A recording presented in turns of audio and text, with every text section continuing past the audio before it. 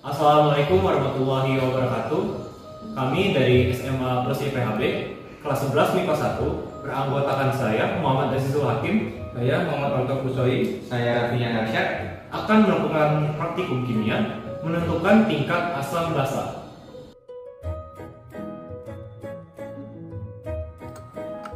Landasan teori. Menurut seorang ahli kimia asal Swedia, Svante August Arrhenius, menjelaskan bahwa asam adalah suatu zat yang ketika dilarutkan dalam air akan terurai dan menghasilkan ion H+. Contoh zat asam misalnya hidrogen klorida, HCl, ketika dilarutkan dalam air akan terurai menjadi ion H+ dan ion Cl-. Contoh asam dalam kehidupan sehari-hari misalnya ada pada produk makanan, minuman, hingga cairan pembersih rumah. Sedangkan basa adalah suatu zat yang ketika dilarutkan dalam air menghasilkan ion OH-. Contohnya yaitu senyawa natrium hidroksida NaOH yang jika dilarutkan pada air akan terurai menjadi Na+ dan OH-. Reaksi basa dengan asam akan menghasilkan senyawa garam. Contoh larutan basa yaitu natrium bikarbonat yang ada pada soda kue, produk sabun, sampo, pasta gigi, obat mah, hingga pupuk tumbuhan. Karena kegunaan dan sifat larutan asam dan basa berbeda, kita harus dapat mengklasifikasi mana saja larutan yang termasuk asam dan mana saja larutan yang termasuk basa menggunakan kertas lakmus dan test kit indikator pH. Kertas lakmus adalah kertas indikator yang digunakan untuk mengetahui sifat asam dan basa. Cara kerja kertas lakmus adalah berubah warna ketika dibasahi atau ditetesi dengan larutan yang bersifat asam maupun basa. Terdapat dua jenis kertas lakmus, yaitu kertas lakmus merah dan kertas lakmus biru. Kertas lakmus merah adalah kertas lakmus yang berwarna merah yang apabila ditetesi atau dicelupkan larutan basa akan berubah warna menjadi biru. Sedangkan pada larutan asam dan netral tidak akan terjadi perubahan warna, tetap berwarna merah. Dan sebaliknya, kertas lakmus biru adalah kertas lakmus berwarna biru yang jika dibasahi atau dicelupi pada larutan asam akan berubah warna menjadi merah. Sedangkan pada larutan basa dan netral tidak akan terjadi perubahan warna. Test kit indikator pH. Test kit indikator pH berguna untuk menentukan skala pH dengan warna yang berbeda yang diatur pada urutan warna yang ditentukan di pelangi untuk setiap angka pada skala pH. Merah mewakili warna asam pada indikator asam basa, larutan yang kurang asam berwarna oranye atau kuning, sedangkan larutan netral berwarna abu-abu hingga hijau. Larutan basa biasanya disimbolkan dengan warna biru atau ungu.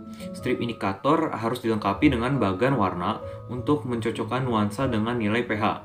Setiap merek strip uji pH mungkin memiliki skema warna yang sedikit berbeda, tetapi sebagian besar menggunakan spektrum cahaya pelangi yang terlihat.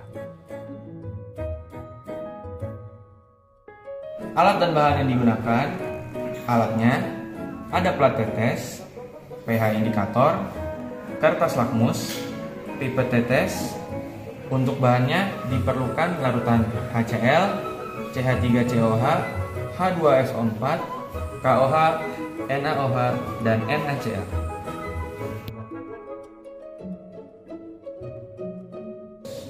Langkah yang pertama, teteskan larutan HCl ke dalam dua lubang plat tetes menggunakan pipet.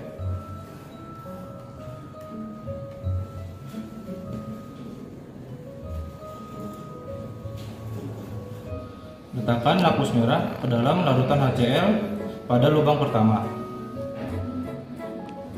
Terus lalu letakkan lakmus biru pada lubang yang kedua. Lalu, lakukan hal yang sama pada larutan lainnya.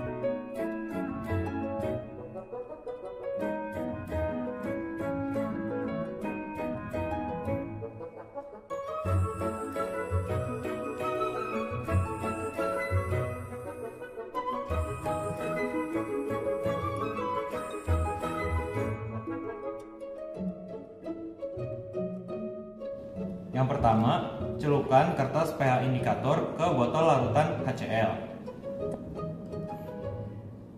Kemudian dikibaskan.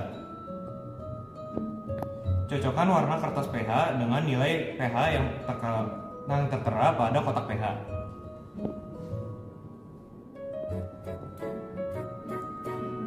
Lakukan percobaan ini pada 5 larutan lainnya. Setiap kali mencocokkan kertas pH untuk larutan yang berbeda, kotak pH indikator harus dielap dengan tisu terlebih dahulu.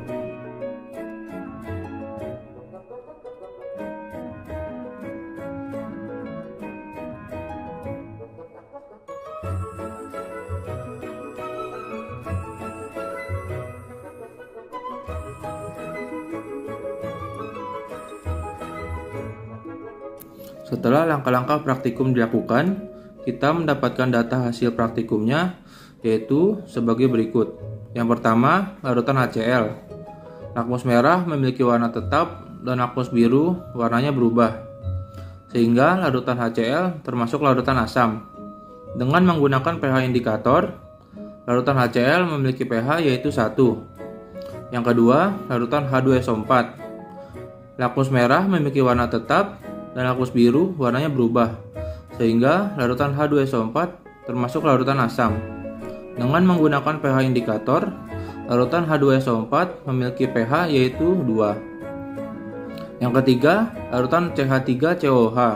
Lakmus merah memiliki warna tetap dan lakmus biru warnanya berubah, sehingga larutan CH3COH termasuk larutan asam.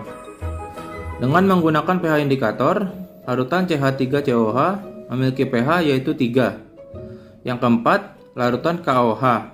Lakmus merah warnanya berubah dan lakmus biru memiliki warna tetap, sehingga larutan KOH termasuk larutan basah. Dengan menggunakan pH indikator, larutan KOH memiliki pH yaitu 13. Yang kelima, larutan NaCl. Lakmus merah warnanya berubah dan lakmus biru memiliki warna tetap. Namun, pada percobaan kertas lakmus pada NaCl ini kurang akurat karena pada pH indikator menunjukkan bahwa NaCl memiliki pH yaitu 7, sehingga termasuk larutan netral. Yang keenam, larutan NaOH. Lakmus merah warnanya berubah dan lakmus biru memiliki warna tetap, sehingga larutan NaOH termasuk larutan basah. Dengan menggunakan pH indikator, larutan NaOH memiliki pH yaitu 13.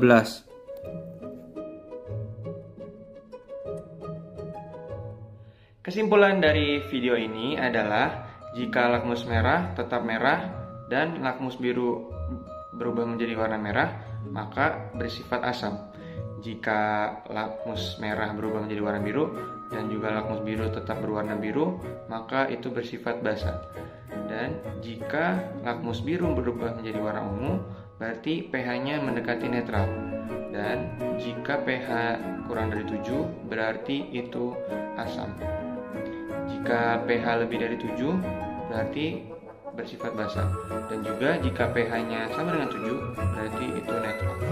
Kesimpulan dari pernyataan tersebut adalah yang termasuk asam ada HCl, H2SO4, CH3COH. Di basa ada KOH dan NaOH4. Di netral ada NaCl. Sekian praktikum dari kelompok kami. Mohon maaf apabila ada kesalahan, karena kesempurnaan itu hanya milik Allah semata. Wassalamualaikum warahmatullahi wabarakatuh.